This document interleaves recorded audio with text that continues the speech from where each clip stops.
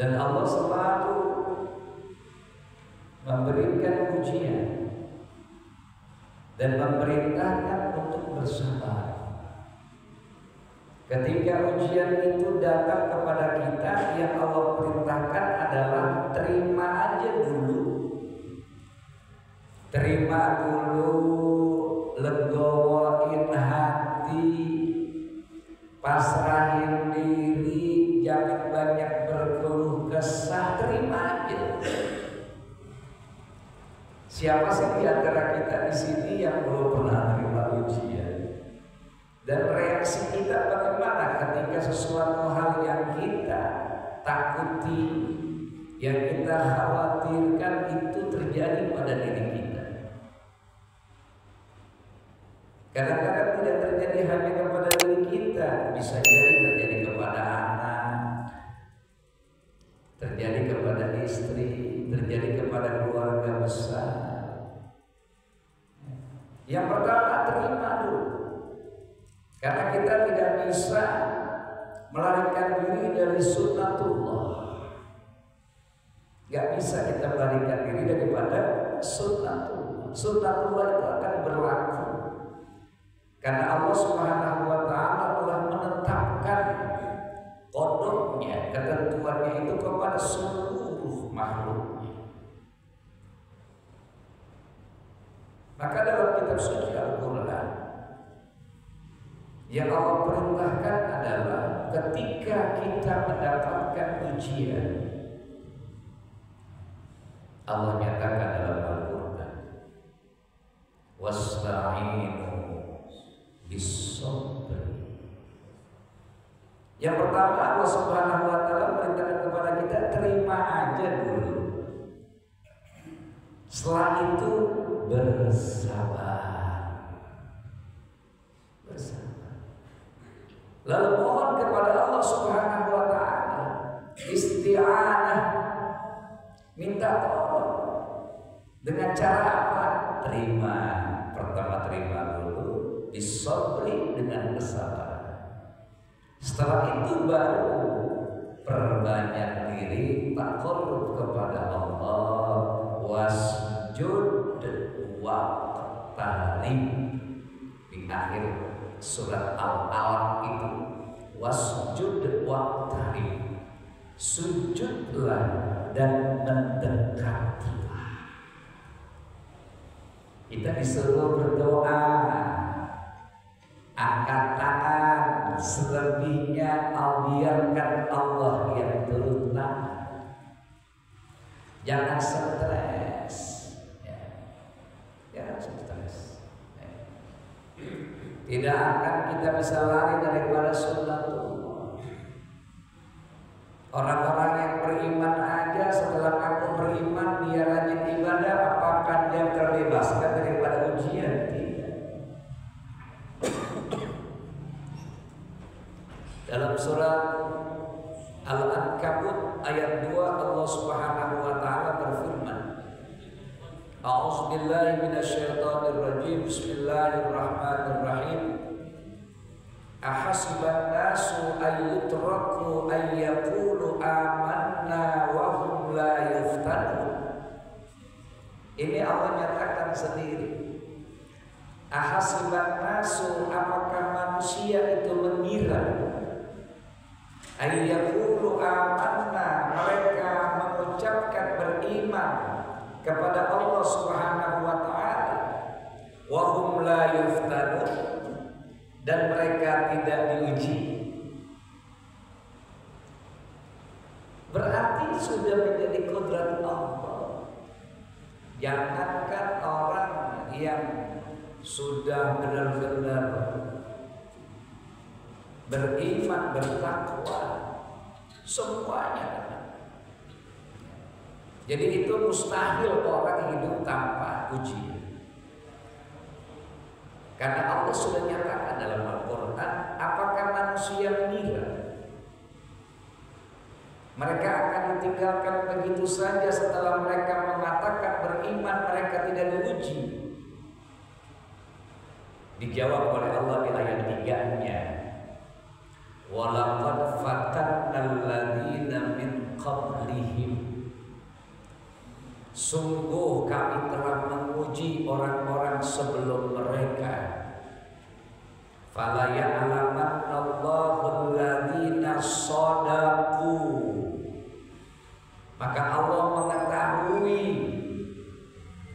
Dari ujian itu siapa di antara mereka yang benar iman.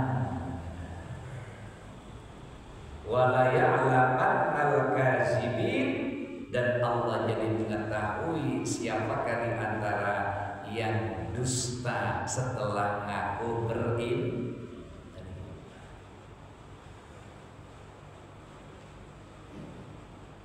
Lalu kita refleksikan kepada diri kita masing-masing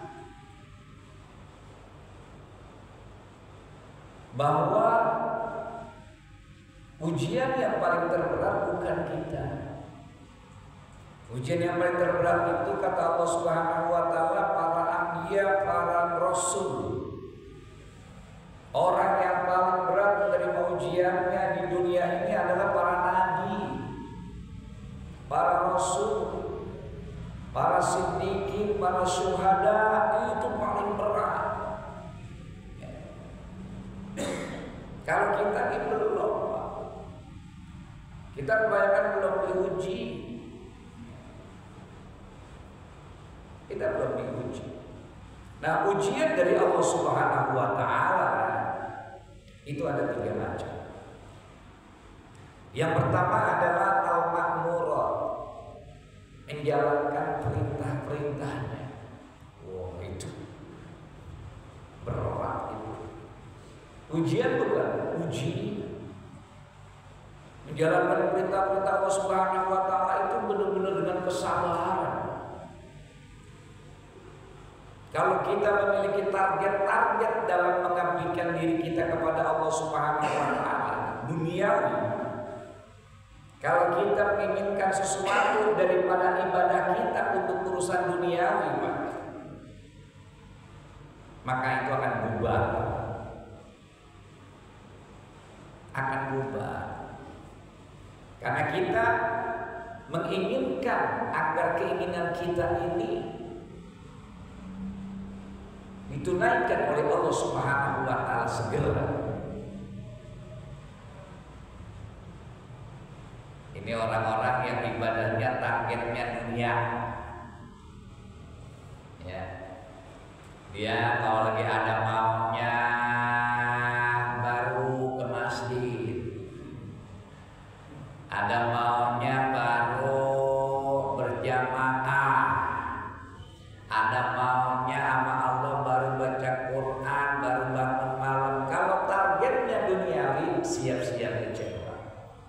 Kenapa? Karena ibadahnya tidak dibangun dengan dasar iman kepada Allah, akan tetapi ibadahnya dibangun karena ingin meraih dunia. Boleh nggak meraih dunia? Boleh.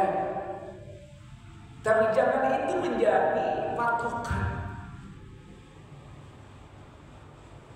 Anaknya pengen ujian semesteran atau ujian masuk perguruan tinggi negeri, bapaknya tahajud, tujuannya biar anaknya lulus.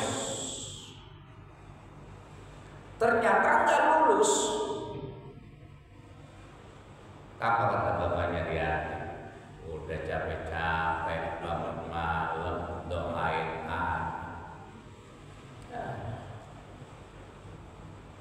gak ada manfaatnya. Karena tujuannya adalah untuk duniawi. Padahal kalau dia jalankan, Masya Allah, itu ujian. Ujian luar biasa itu. Betapa banyak di antara kita ini yang menjalankan ibadah ritual itu bukan karena dasarnya iman dan membuktikan cintanya dia kepada Allah Subhanahu wa taala, akan tetapi ada target-target. Ada keinginan-keinginan duniawi. Itu yang lebih dominan. Meskipun sah-sah saja orang itu menginginkan Rabbana atina fid dunya hasanah wa fil akhirati hasanah. Untuk minta dunia Allah suruh. Allah suruh. Tapi rendah sekali kita kalau mengutamakan dunia lalu menafikan akhirat. Rendah sekali. Permintaan kita cuma buat dunia, lebih banyak buat dunia dibandingkan buat akhirat. Padahal wal akhiratu khairu wa abqa. Surga apa akhirat itu lebih baik dan lebih kekal, sementara dunia ini sementara.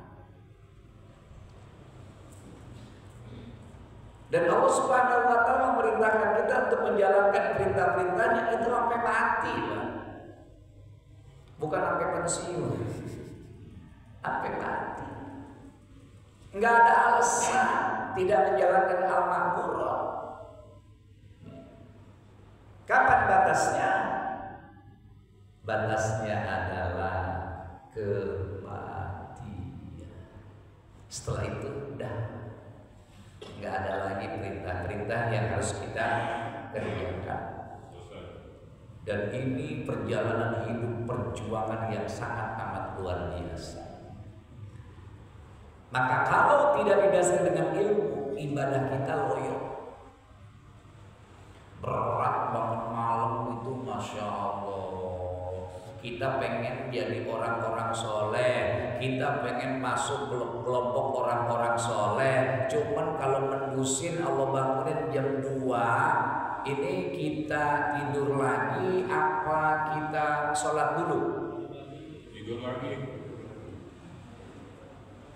Pengen banget menjadi orang-orang soleh, pengen banget masuk surga, pengen banget menjadi kekasih-kekasih Allah Subhanahu wa taala.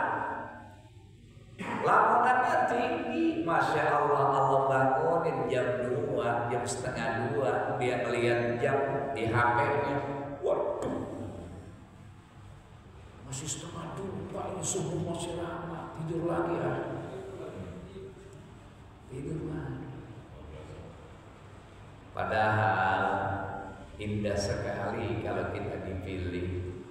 Ya, kita sering minta mohon kepada Allah, ya Allah, a'inna ala dzikrika. Ya Allah, berikan kekuatan ya Allah kepada hamba bisa mengingatmu. Allah bangunin setengah 2, Allah bangunin jam 2. Kita tadinya minta di pertolongan, udah Allah tolongin malah kita nolak. Ngelanjutin din.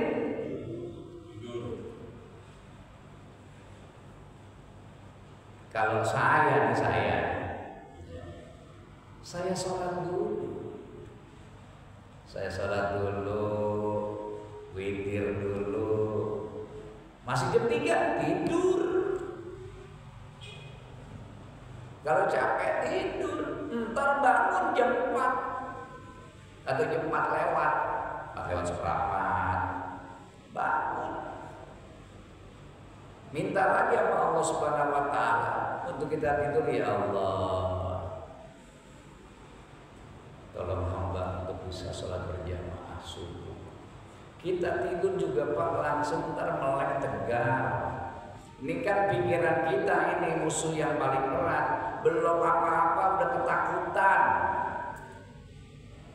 Belum apa-apa udah ketakutan capek, ketakutan ntar ngantuk, ketakutan ntar kerja bagaimana. Belum apa-apa. Ini musuh yang paling berat, yang paling berbahaya dalam diri kita itu apa? Al-fikru, pikiran paling berat. Karena pikiran itu setiap saat itu berubah. Setiap saat berubah. Ya. Makanya kadang-kadang kita syukur, kadang-kadang kita gerutu, kadang-kadang kita banyak ngeluh. Itu kan dari pikiran awal. Ya.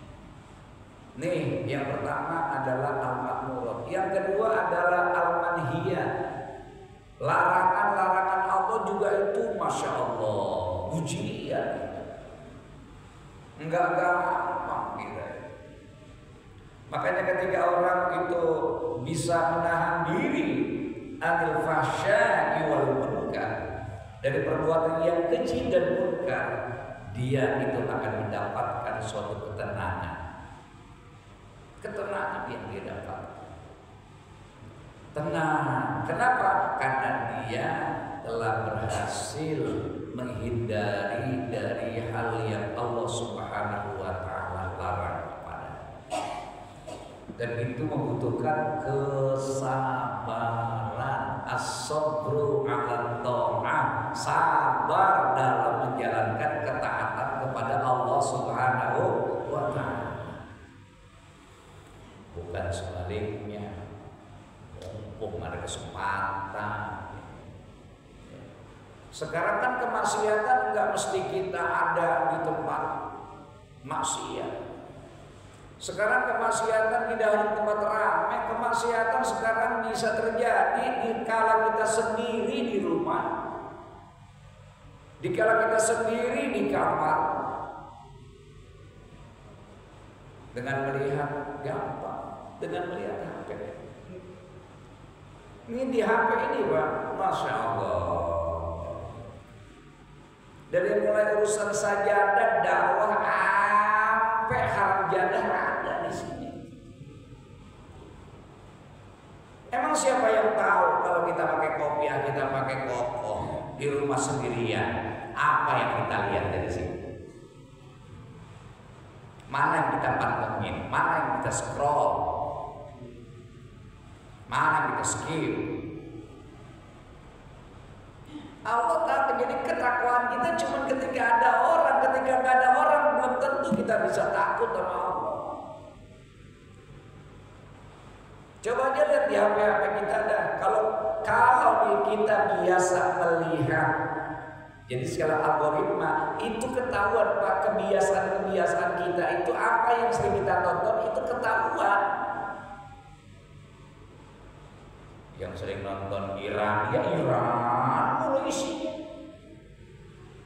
Yang biasa nonton ijazah palsu isinya.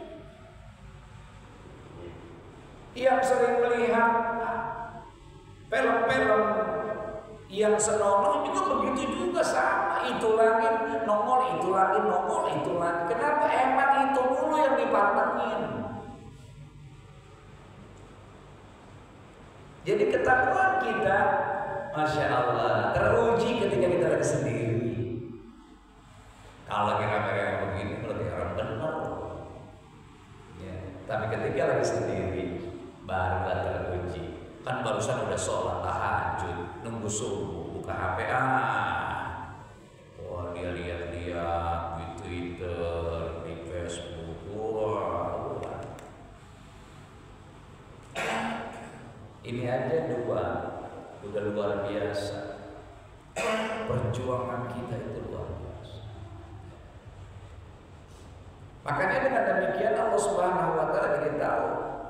Fala ya'lamanallahu alladziina shadaqu. Meskipun Allah udah tahu, tapi dengan jelas sekali bahwa Allah mengetahui siapakah yang benar ucapan dan hatinya, keimanannya. Dan dari situ juga Allah Subhanahu wa taala tahu daripada ujian-ujian yang Allah turunkan, fala ya'lamannallahu al-kazibin. Allah jadi tahu siapa yang berdusta di antara hamba-hamba.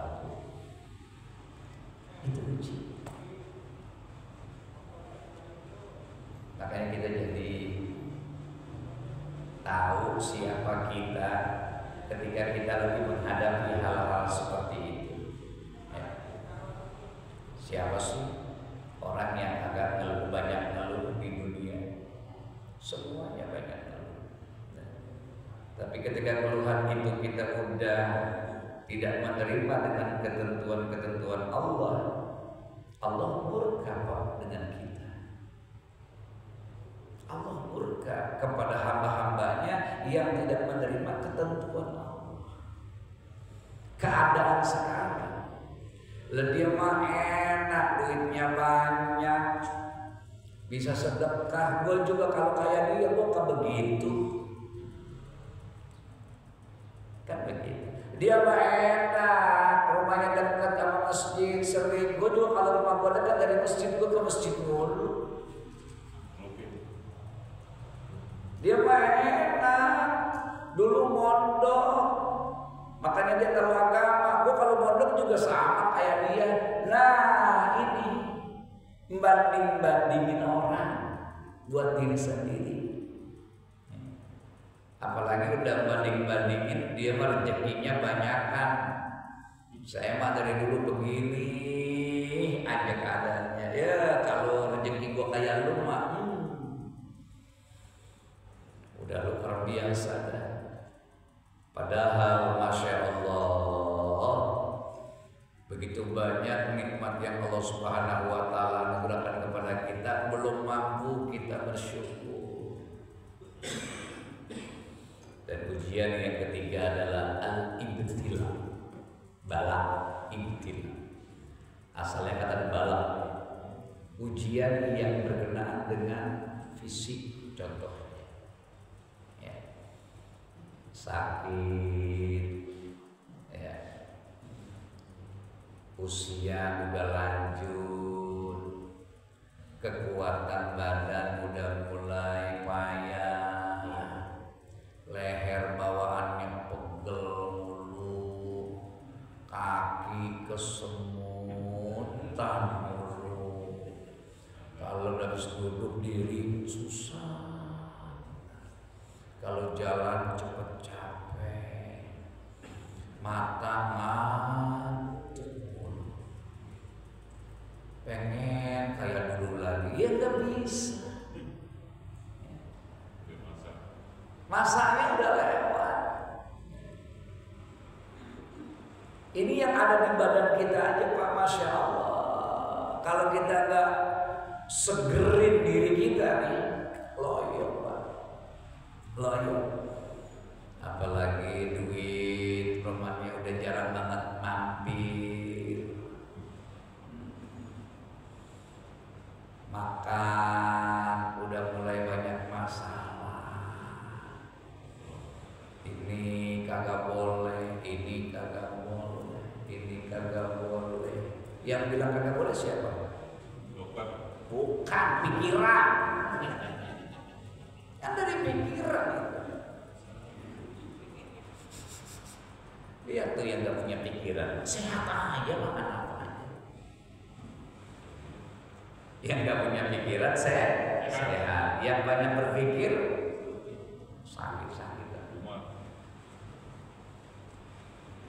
Ini kita datang ke tempat-tempat ibadah, ke tempat-tempat manis kayak begini aja, ya Allah. Ibtila dari rasa yang ada dalam diri kita aja, kalau kita nggak nyegerin hati kita, capek, males.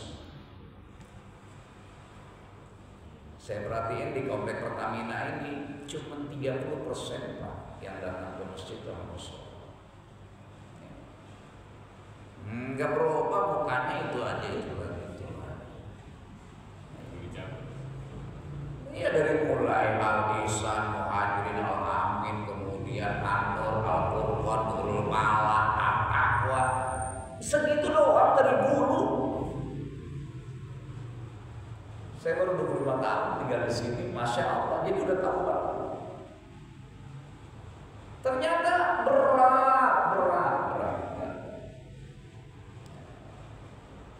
Jadi samping al-ibtila, banyak masalah yang ada di dalam dirinya, baik itu kesehatannya, ekonominya, atau memang karakternya. Karena ada orang yang punya karakter, ya udah demen di rumah. Yuk Pak ke masjid, udah sholat di rumah sama aja. Gimana ceritanya di masjid sama di rumah sholat sama aja? Ya beda lah, kalau sholat di masjid itu lebih rapi, lebih tumanina, lebih nikmat, ketemu dengan halayak banyak orang, kesempurnaannya lebih terjamin karena ada yang nyopilin, pahalanya menjadi tanggung lagi 27 kali lipat. Kalau di rumah sendirian, Masya Allah, nyaris nggak sempurna,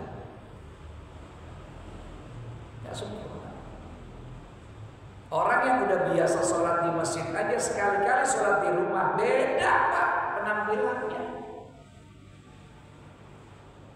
qobliyahnya, ba'diyahnya, bacaannya, wiridnya beda di rumah apa di masjid. Maka dari tiga inilah akhirnya kita dapat menyimpulkan kita ini takarannya nih iman kita kayak apa. Dari perintah-perintah Allah Subhanahu wa taala udah kita rapihin belum? Dari al-manhiyat, larangan-larangan yang Allah Subhanahu wa taala perintahkan kepada kita untuk menjauhinya, kita udah maksimal belum? Al-ibtila, cobaan-cobaan yang ada datang kepada diri kita, baik itu umur, sakit badan, ekonomi. Dan ini saja Masya Allah tiga ini belum diuji, itu baru proses alami. Belum diuji. Ini kita udah baru itu aja kita udah banyak ngeluh, capek banget ya Allah, baru lohor udah asar lagi, baru maghrib udah isya lagi, baru banget tidur udah subuh lagi, capek.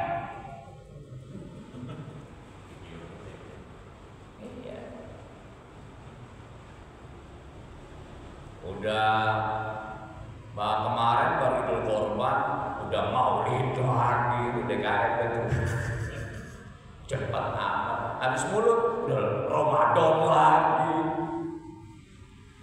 Jangan ngomong bulan Ramadan, bulan Maulid, ya Allah. Besok kan kita kagak tahu.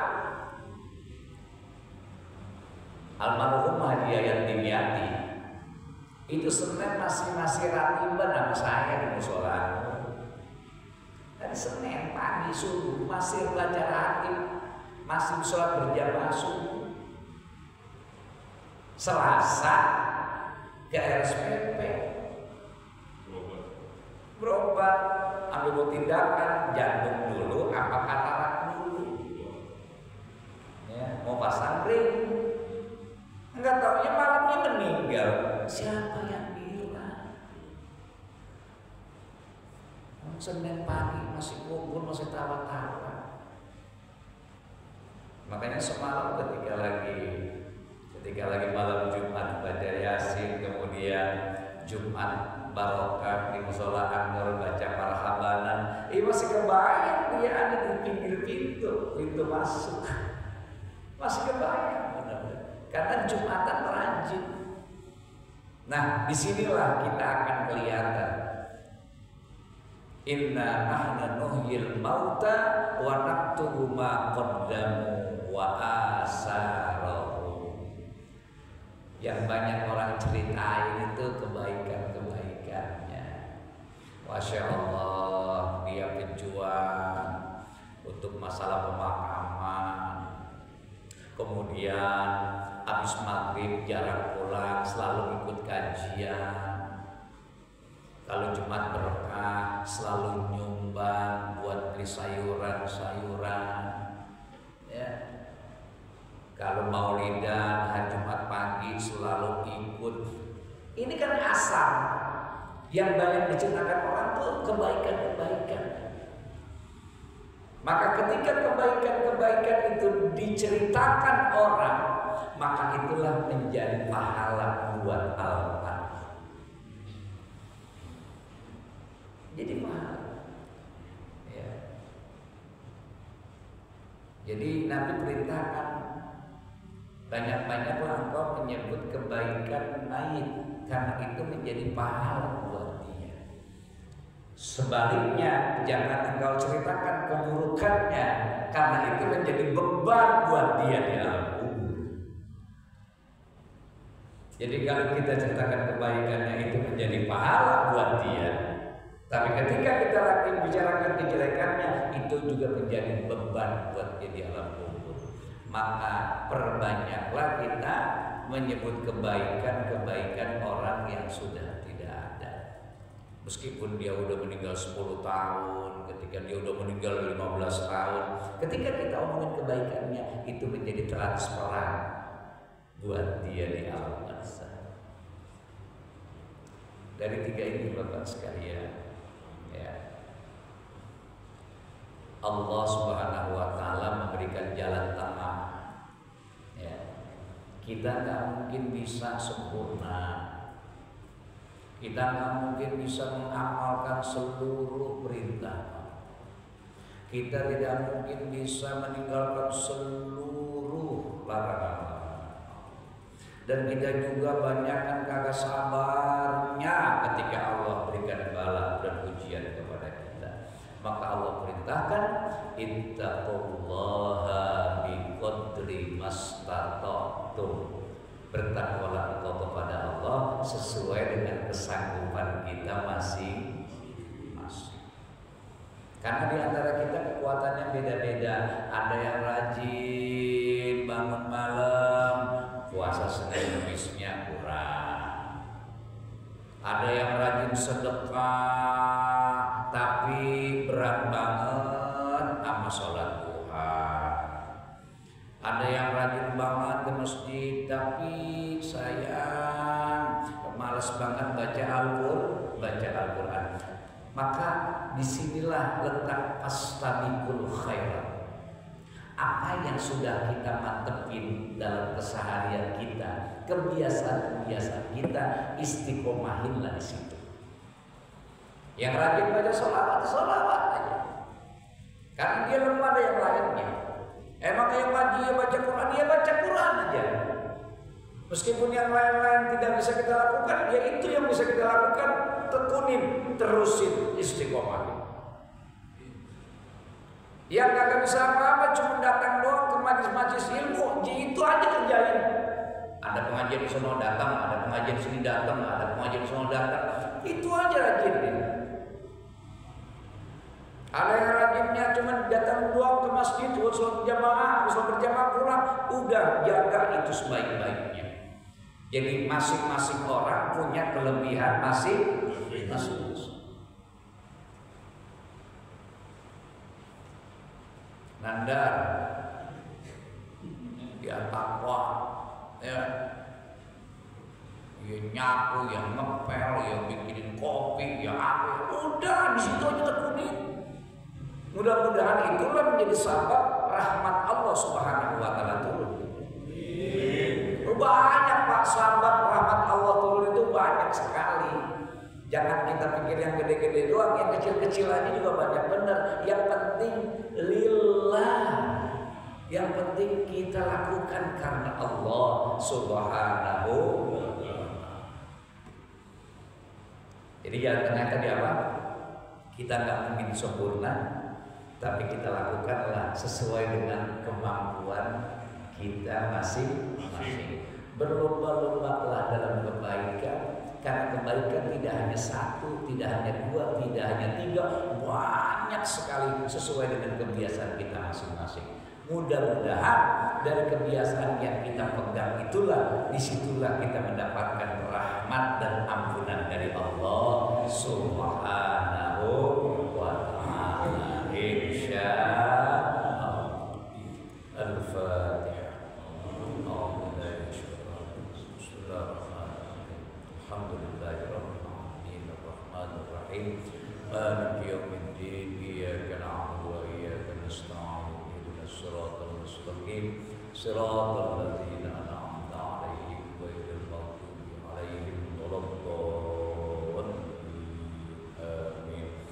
Bismillahirrahmanirrahim. Alhamdulillahirabbil alamin. Allahumma shalli 'ala sayyidina Muhammadin fil awwalin wal akhirin wa fil mala'il a'la ila yaumiddin wa ala alihi washabbihi wa barik wa sallim. Allahumma rabbana taqabbal minna salatana wa siyamana wa qiyamana wa ruku'ana wa sujudana wa tadarru'ana wa takhashu'ana wa ta'abbudana wa jami'i a'malina wa tammim taqsirana wa tammim taqsirana wa tammim taqsirana bi rahmatika ya arhamar muslimin. Rabbana atina fid dunya hasanah wa fil akhirati hasanah wa qina adzabannar. Wa sallallahu ala sayyidina Muhammadin wa ala alihi wa sahbihi wasallam. Walhamdulillahi rabbil alamin. Subhanakallahumma wa bihamdika asyhadu an la ilaha illa anta astaghfiruka wa atubu ilaik. Wassalamualaikum warahmatullahi wabarakatuh.